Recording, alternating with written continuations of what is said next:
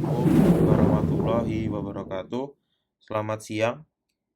Yang saya hormati Bapak Nur Ahmad Setiawan STMT PhD selaku dosen pengampu pada mata kuliah Kecerdasan Buatan dalam Teknik Biomedis pada semester genap tahun ajaran 2020-2021.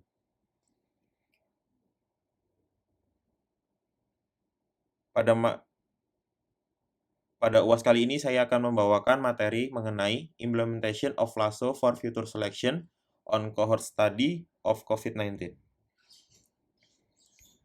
Perkenalkan, saya Dimas Khairul Ektisa Putra dengan NIM 20 PMU 10625 dengan email dimaskhairul2020@mailugm.ac.id. Introduction. Virus merupakan sebuah organisme mikroskopis yang tersebar di berbagai tempat dan cenderung bersifat parasit. Hampir seluruh ekosistem di dunia mengandung virus dan dianggap sebagai organisme paling banyak di bumi. Virus dapat menginfeksi makhluk hidup mulai dari manusia, hewan, tumbuhan, jamur, bahkan bakteri. Banyak infeksi virus ini memiliki konsekuensi fatal bagi makhluk yang terinfeksi, seperti Severe Acute Respiratory Syndrome (SARS) dan Middle East Respiratory Syndrome (MERS). SARS-CoV-2 merupakan sebuah virus yang pertama kali diidentifikasi pada tahun 2003. SARS-CoV dianggap sebagai virus yang dibawa dari hewan yang diduga kelelawar dan menyebar ke hewan lain dan manusia. Infeksi pertama pada manusia terjadi di Provinsi Guangdong, China Selatan pada tahun 2002.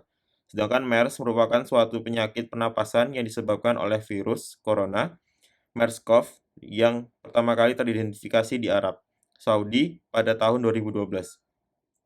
Dalam satu dekade terakhir, kedua penyakit tersebut telah menyebabkan pandemi skala besar. Pada tahun 2019, penyakit varian virus corona yang merupakan jenis baru di keluarga virus corona, yaitu coronavirus disease tahun 2019, yang pertama kali muncul dan menyebar pada manusia, berasal dari kota Wuhan, China. Virus ini dikenal sebagai SARS-CoV-2. Saat ini lebih dari 180 juta kasus dengan 3,91 juta kasus meninggal dunia. SARS-CoV dan MERS semuanya termasuk dalam subfamili beta coronavirus. Penyebab utama dari virus ini belum diketahui secara pasti bagaimana bisa menyebar dari suatu individu ke individu lain. Telah banyak penelitian yang membahas mengenai penyebab virus ini. Suhu badan tinggi, flu, batuk, dan lemas menjadi beberapa gejala umum penyakit SARS-CoV ini. Tetapi tidak menutup kemungkinan orang tubuhnya yang secara fisik sehat tetapi tidak terkena virus ini. Berbagai upaya telah dilakukan seperti pengukuran suhu, memakai masker, dan menghindari kontak langsung pada setiap individu. Tetapi cara tersebut masih jauh dari kata mudah mengidentifikasi penyakit tersebut. Studi ini telah melakukan sebuah proses yang akan dinamakan future extraction terhadap suatu data yang membahas mengenai identifikasi COVID-19 melalui pencitraan thermal dan catatan demografis serta klinis lainnya menggunakan data studi percontohan terhadap 252 responden yang menjalani tes berbasis PCR COVID-19 sendiri dan secara sukarela berpartisipasi dalam penelitian tersebut. Method. Block of proposed method. Jadi proses ini, dari graf ini akan menampilkan tentang proses dari metode yang akan dipakai. Yang pertama adalah data acquisition dan ethical clearance. Yang kedua adalah pre-processing data. Yang ketiga adalah future selection. Yang keempat adalah evaluasi. Dari data akuisisi, ada sebanyak 158 pria dan 94 wanita yang terlibat dalam penelitian ini. Dari hasil PCR, 192 orang dinyatakan negatif, 59 dinyatakan positif, dan 1 orang dinyatakan tidak teridentifikasi. Dari ethical clearance ini, studi tersebut telah disetujui oleh Kode Dewan Peninjau Institusional School of Medicine, Technologico de Monterrey, sesuai dengan ID studi P000402 Thermal COVID-19 CI CR001 atau thermal COVID-19. Results and discussion. Preprocessing data 1. Pada proses preprocessing ini, dataset yang memiliki 49 fitur tersebut akan dilakukan penghapusan data yang bersifat nul. Pada proses ini juga akan merubah label pada PCR results yang awalnya berupa negatif dan positif menjadi 1 dan 2, supaya data target yaitu PCR result dapat diproses. Jika data berbentuk teks, data sulit diproses, sehingga perlu dilakukan inisialisasi berupa penggantian kelas dari teks menjadi numerik 1 dan 2. Pada tahap ini dilakukan proses untuk merubah nilai NaN menjadi angka dengan proses penggantian NaN menjadi min. Cara ini dilakukan untuk menghindari nilai 0 atau kosong, karena jika dilakukan proses penghapusan data, maka seluruh tabel akan dihapus, karena hampir seluruh kolom maupun baris terdapat data kosong. Pada tahap 1 pemrosesan data, data yang diproses akan dilakukan split data test untuk pengujian dengan menggunakan test size 0,3 atau 30% dari jumlah data, dan random state 0. Trend test split untuk membagi array atau matrik ke dalam kereta acak atau himpunan bagian tes. Sedangkan random state yaitu membagi set data tes dan pelatihan dengan cara acak. Random state tidak peduli berapa kali mengeksekusi sebuah kode, hasilnya akan sama, yaitu nilai yang sama dalam kereta dan set data uji. Pada proses ini akan dilakukan proses standarisasi fitur dengan menghapus min dan menskalakan varian unit dengan mengisi angka 0 pada data. Setelah proses ini akan dilakukan tahapan untuk melakukan regresi menggunakan logistic regression dengan C sama dengan 1 dan penalti L2. Penggunaan penalti memiliki dua jenis model, yaitu L1 dan model L2. Model L1 disebut regresi Lasso dan model L2 disebut regresi Ritz. Perbedaan utama antara keduanya adalah istilah penalti. Regresi Ritz menambahkan besarnya kuadrat koefisien sebagai istilah penalti untuk fungsi kerugian. Sedangkan regresi Lasso menambahkan nilai mutlak besarnya koefisien sebagai istilah penalti untuk fungsi kerugian. Pada proses ini menggunakan metode tradisional seperti K-fold, cross validation, regresi bertahap untuk menangani overfitting dan melakukan pemilihan fitur bekerja dengan baik dengan sekumpulan fitur yang kecil, tetapi teknik ini merupakan alternatif yang bagus ketika kita berurusan dengan sekumpulan fitur yang besar. Processing data. Seringkali kita ingin melakukan proses yang disebut regularisasi, di mana kita menghukum sejumlah fitur dalam sebuah model agar hanya mempertahankan fitur yang paling penting. Regresi Lasso merupakan teknik permodelan yang umum dilakukan untuk melakukan regularisasi. Matematika di balik proses ini cukup menarik. Regresi Lasso memiliki parameter yang disebut alfa. Semakin tinggi alfa, koefisien fitur yang paling banyak adalah 0. Artinya ketika alfa adalah 0, regresi Lasso menghasilkan koefisien yang sama dengan regresi linear. Ketika alfa sangat besar, semua koefisiennya adalah 0.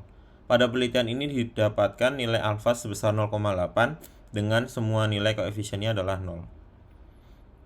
Evaluasi. Pada tahap ini akan dilakukan evaluasi terhadap metode Lasso menggunakan metode root mean square error (RMSE).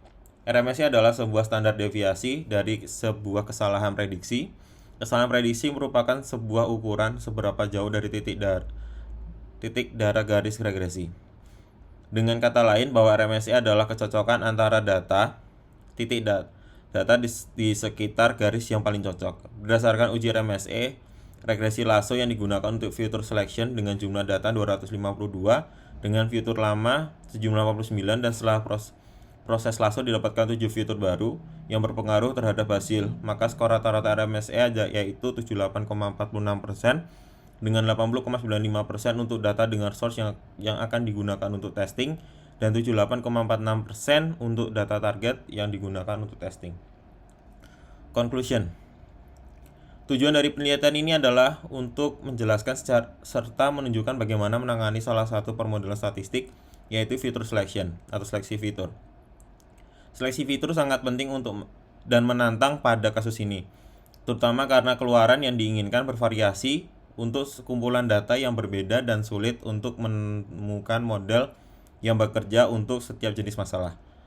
Untuk alasan ini, peneliti selalu berusaha menentukan model seleksi fitur yang dapat beradaptasi dengan baik untuk dataset yang ingin dianalisis. Tugas menjadi lebih menantang ketika berhadapan dengan dataset berdimensi tinggi.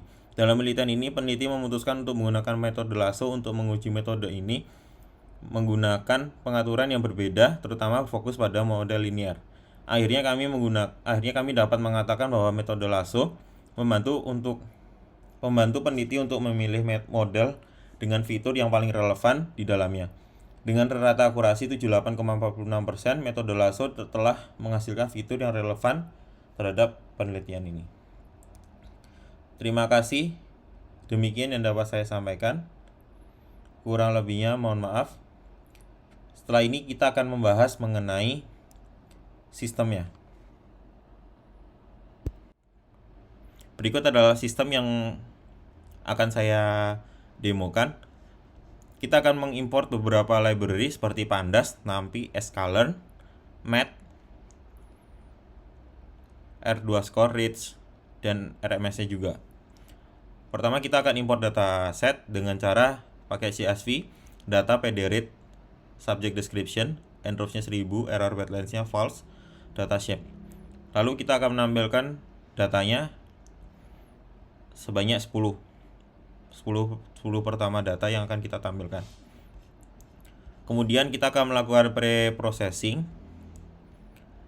Di sini kita akan mengganti PCR result yang pertamanya dia berbentuk positif negatif menjadi 0, menjadi 1, 2 maupun 0 ketika dia teridentifikasi tidak memiliki hasil atau none nilainya. Kita akan menggunakan label encoder. Lalu sini akan kita menggunakan numerics, yaitu integer 16, integer 32, integer 64, float 16, float 32, dan float 64. Jadi di sini kita akan tipe-tipe datasetnya akan menggunakan dataset yang sudah dinumerikan tadi. Lalu kita akan masuk ke dalam processing data. Di processing data sini kita akan membagi atau men-train test split TTS. Dengan test size-nya adalah 0,3, random set-nya adalah 0. Di sini kita akan melakukan scalar dengan standar scalar, dengan fill-nya adalah 0. Jadi ketika ada data yang none maka akan kita isi dengan angka 0. Lalu kita akan menggunakan logistic regression dengan C-nya 1, penaltinya adalah L2, yaitu dengan Ridge. Dengan fill-nya adalah 0 juga, sama. Di sini kita akan melihat total fiturnya, terus selected fiturnya, dan fitur with coefficient strength to 0. Total fitur ada 34. Selection fiturnya adalah ada 7, jadi dari 34 tadi ada 7 yang ternilai bagus, yaitu adalah days from LMP, hospital exposure, loss of smell, running an hour ago, gym an hour ago, drug for fever, other drug use. Di sini estimator koefisiennya adalah 0. Fill-nya 0 di sini. Lalu kita akan menggunakan pipeline untuk Lasso-nya. Dari hasil pipeline tadi kita akan menghasilkan dengan cross validation-nya 5. Lalu di sini akan kita uji dengan cross validation 5. Jadi banyak 495 fits dengan 99 kandidat. Didapatkan dengan base parameter adalah alfanya adalah 0,8. Lalu kita akan menggunakan koefisien. Jadi ketika koefisien itu lebih dari 0, maka pasti koefisiennya akan menghasilkan banyak angka 0. Lalu Lasso dengan alfa 0,8, intercept-nya adalah 1,5293. Dari alfa 0,8 kita akan menggunakan RMSE dengan hasil 0,8 untuk Y-trend dan Y-test-nya adalah 0,75. Jadi dari conclusion tadi telah disimpulkan bahwasanya dari metode Lasso ini dapat digunakan dengan baik untuk memilih fitur-fitur yang digunakan untuk klasifikasi selanjutnya. Mungkin itu yang dapat saya sampaikan. Kurang lebihnya mohon maaf. Wassalamualaikum warahmatullahi wabarakatuh.